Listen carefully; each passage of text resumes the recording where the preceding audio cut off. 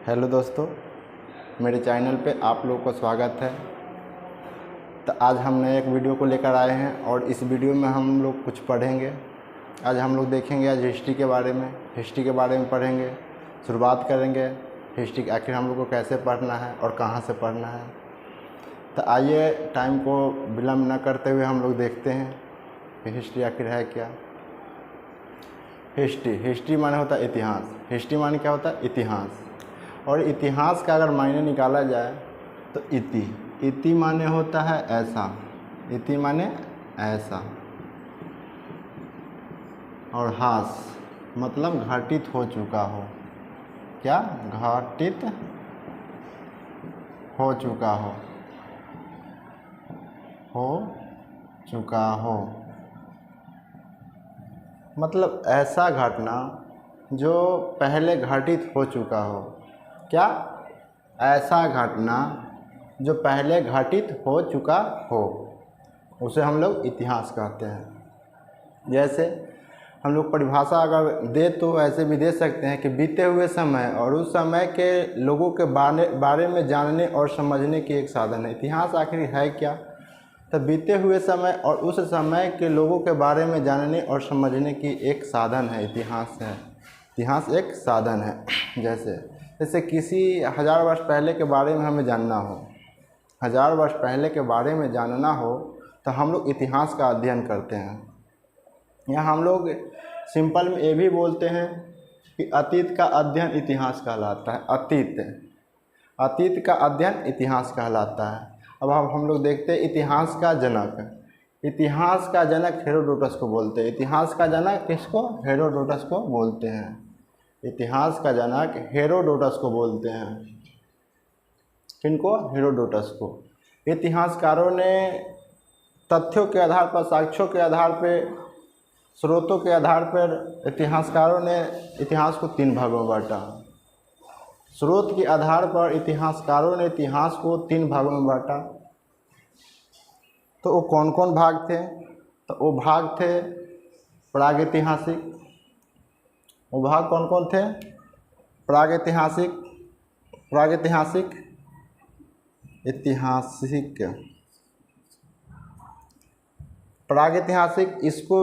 इसको ही बोलते हैं प्रागैतिहासिक। इसको ही प्रागैतिहासिक बोलते हैं। और दूसरा को आदिऐतिहासिक और तीसरा को ऐतिहासिक। अगर इसको इंग्लिश देखा जाए तो प्रागैतिहासिक को प्री हिस्ट्री और आदिऐतिहासिक को प्रोटो हिस्ट्री और ऐतिहासिक को हिस्ट्री। क्या क्या बोलते हैं? प्रागैतिहासिक, आदिऐतिहासिक और ऐतिहासिक। इतिहासकारों ने स्रोतों के आधार पर 3 भागों में बांटा। और इसे इंग्लिश में प्रागैतिहासिक को प्री हिस्ट्री, आदिऐतिहासिक को प्रोटो हिस्ट्री और ऐतिहासिक को हिस्ट्री बोलते हैं। ऐसे इतिहासकारों ने, ऐसे हम लोग को देखे, जनरली में देखे तो हमको इतिहास 2 स्रोत से पता चलते हैं। एक लिखित स्रोत और एक साक्ष्य। पहले साक्ष्य से पता चलता है इतिहास के बारे में, और दूसरा लिखित, जो कोई सामान मिलता उससे हम लोग पता लगाते हैं कि आखिर यह कितने साल पहले का था, इसके साथ क्या हुआ, कैसा था पहले। और एक लिखित हम लोग को मिलता है, जैसे वेद वो इतिहास के बारे में बताता है कि पहले के लोग कैसे थे, कैसे कर्मकांड करते थे। उसमें बहुत सारे जिक्र हैं, उससे भी पता हम लोग को इतिहास के बारे में चलता है। तो हम लोग ये बोल सकते हैं कि साक्ष्य, इतिहासकारों को मानना है कि पुरातात्विक साक्ष्य तीनों में मिला है। प्रागैतिहासिक भी, आदिऐतिहासिक और ऐतिहासिक में भी पुरातात्विक साक्ष्य मिले हैं। पुरातात्विक साक्ष्य तीनों में मिले हैं, प्रागैतिहासिक में भी, आदिऐतिहासिक में भी और ऐतिहासिक में भी। एक वैज्ञानिक है, रॉबर्ट वुशफूड, एक वैज्ञानिक है रॉबर्ट वुशफूड। वह लिखावट के आधार पर इतिहास को 3 भागों में बांटे।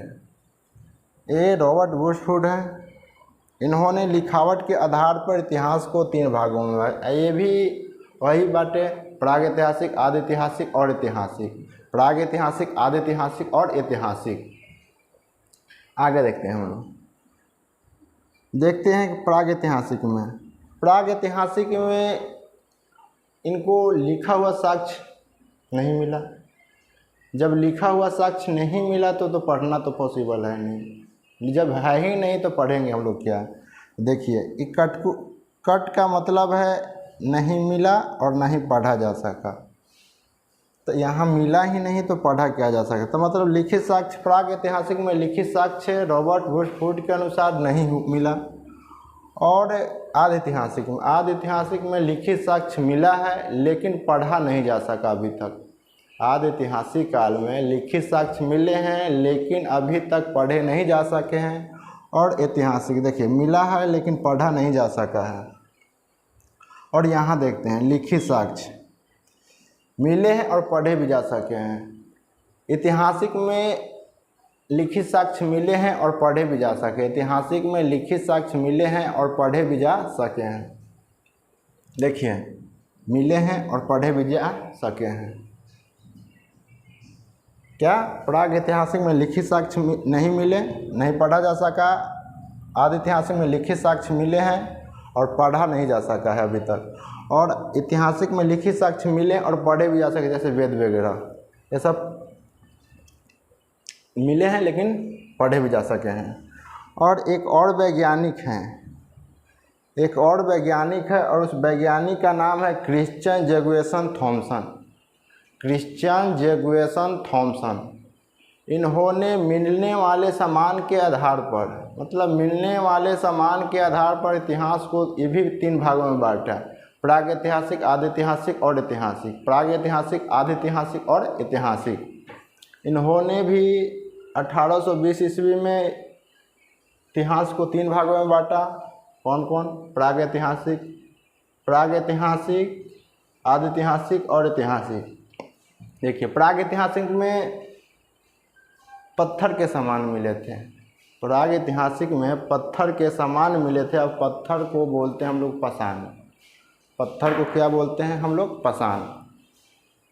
इसलिए प्रागैतिहासिक को पाषाण काल भी बोलते हैं। प्रागैतिहासिक को या प्रागैतिहासिक को या प्री हिस्ट्री को पाषाण काल भी बोलते हैं। और आदि ऐतिहासिक में कांसा मिले थे। आदि ऐतिहासिक में कांसा मिले थे। क्या मिले थे? कांसा। इस कारण आदि ऐतिहासिक को कांस्ययुगीन भी बोलते हैं। जो आदि ऐतिहासिक का काल है उसे कांस्ययुगीन भी बोलते हैं, कांसा मिलने के कारण। और ऐतिहासिक में लोहा मिले थे और इसलिए इस कालखंड को लौह काल भी बोलते हैं। इस कालखंड को लौह काल भी बोलते हैं। और एक और बात देख लीजिए, जो प्रागैतिहासिक है उसे ताम्रपाषाण भी कहते हैं, या इसे इंग्लिश में चिल्कोलिथ। ज़्यादातर एग्जाम में क्वेश्चन आते हैं यही आते हैं, चिल्कोलिथ, यही शब्द आते हैं।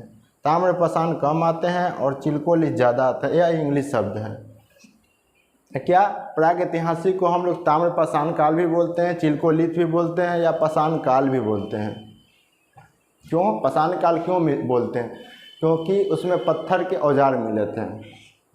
और आदि ऐतिहासिक में कांसा के मिले थे और ऐतिहासिक में लोहा के मिले थे।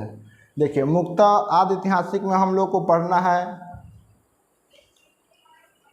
प्रागैतिहासिक को देखा जाए तो आगे जाकर 3 भागों में बढ़ जाते हैं। आगे प्रागैतिहासिक के बारे में और हम लोग को पढ़ना है। आगे जाके प्रागैतिहासिक 3 भागों में बढ़ जाते हैं। कौन कौन? पुरापाषाण काल, मध्यपाषाण काल और नवपाषाण काल। तो ये हम लोग आगे देखेंगे। ये तो प्रागैतिहासिक में हमें क्या पढ़ना है किसके बारे में? पुरापाषाण काल, मध्यपाषाण काल और नवपाषाण काल। प्रागैतिहासिक से भी पहले पढ़ना है प्रागैतिहासिक, पुरापाषाण काल, मध्यपाषाण काल और नवपाषाण काल। और जो सिंधु घाटी सभ्यता है, आदि ऐतिहासिक में हम लोग को सिंधु घाटी सभ्यता पढ़ना है। किसके बारे में जानना है? सिंधु घाटी सभ्यता के बारे में जानना है। किसमें? आदि ऐतिहासिक, मतलब प्रोटो हिस्ट्री। किसमें? प्रोटो हिस्ट्री में।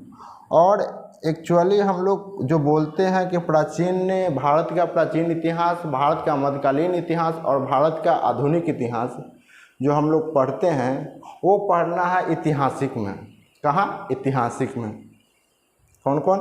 प्राचीन इतिहास, मध्य इतिहास और आधुनिक इतिहास हम लोग को पढ़ना है।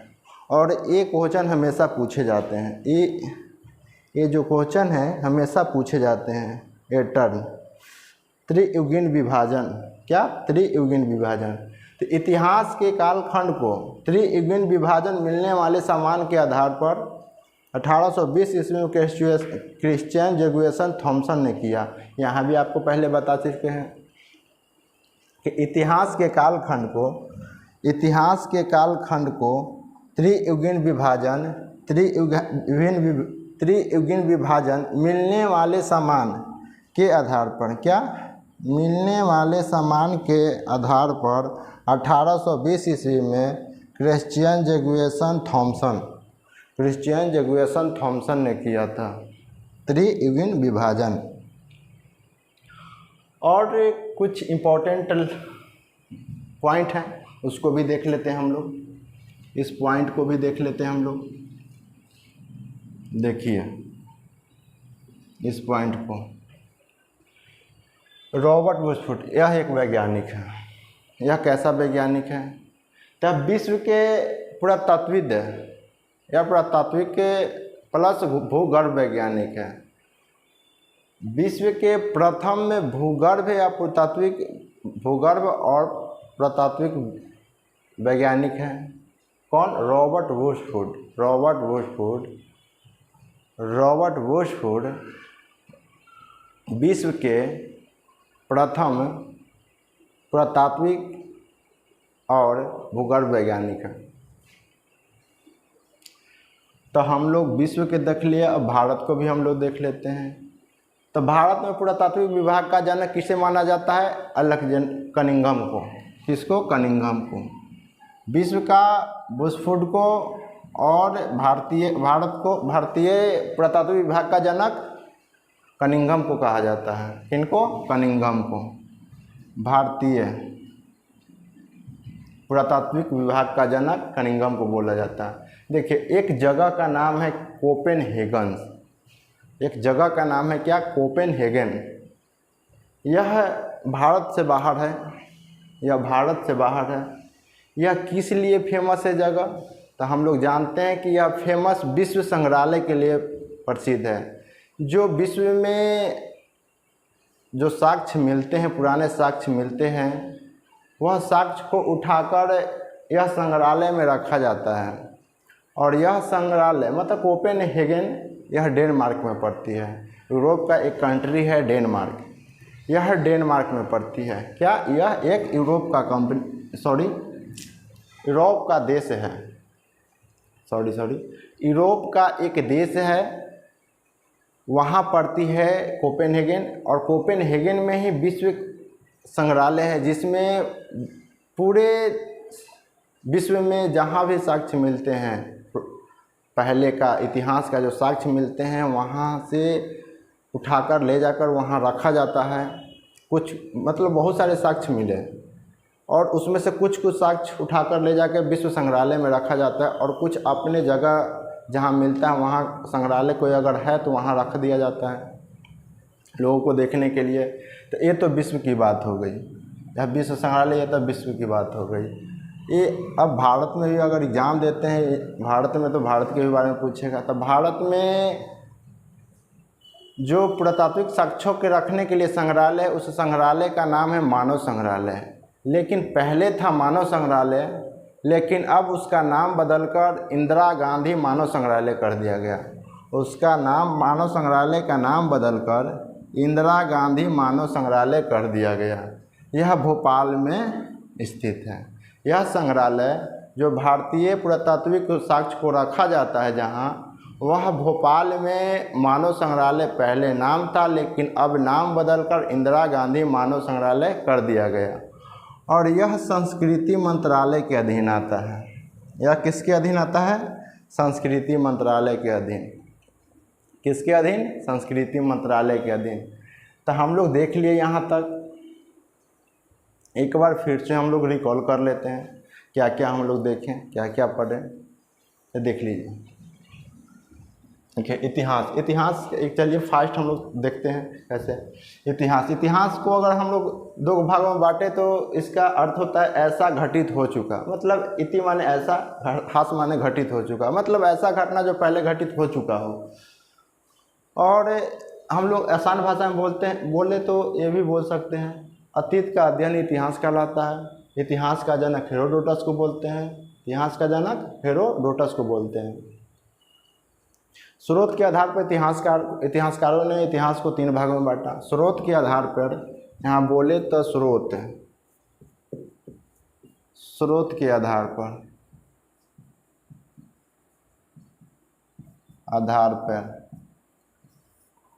स्रोत के आधार पर इतिहासकारों ने इतिहास को 3 भागों में बांटा। कौन कौन भाग में? प्रागैतिहासिक, आदिऐतिहासिक, ऐतिहासिक, मतलब प्री हिस्ट्री, प्रोटो हिस्ट्री और हिस्ट्री।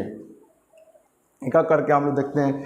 देखिए प्री हिस्ट्री में भी पुरातात्विक साक्ष्य मिले हैं, प्रोटो हिस्ट्री में पुरातात्विक साक्ष्य मिले हैं और हिस्ट्री में भी पुरातात्विक साक्ष्य मिले हैं। रॉबर्ट बुश के अनुसार लिखित साक्ष्य प्रागैतिहासिक में लिखित साक्ष्य नहीं मिले हैं और आदिऐतिहासिक में लिखित साक्ष्य मिले हैं लेकिन पढ़ा नहीं जा सका है अभी तक, और ऐतिहासिक में लिखित साक्ष्य मिले हैं और पढ़ा भी जा सकता है, जैसे वेद पुराण वगैरह। थॉमसन के अनुसार मिलने वाले सामान के आधार पर इतिहास को 3 भागों में बांटा। और प्राक इतिहास में पत्थर मिलने के कारण इसे पाषाण काल कहा गया। कांसा मिलने के कारण इसे कांस्य काल में कहा गया, कांस्ययुग। पत्थर के औजार मिले थे यहाँ प्राक इतिहास में, और यहाँ कांसा के औजार मिले और यहाँ लोहा मिले, इसलिए ऐतिहासिक को लौह काल बोला गया। और प्राक इतिहास को ताम्रपाषाण या चिल्कोलिथ भी बोलते हैं प्राग इतिहास को। और हम लोग को प्रॉपर अगर पढ़ना है आदिऐतिहासिक में तो सिंधु घाटी सभ्यता को पढ़ना है, और ऐतिहासिक पढ़ना है भारत के प्राचीन इतिहास, भारत के मध्यकालीन, क्योंकि हम लोग भारत के बारे में पढ़ेंगे इसलिए भारत के प्राचीन इतिहास, भारत के मध्यकालीन इतिहास, भारत के आधुनिक इतिहास के बारे में हम लोग को पढ़ना है।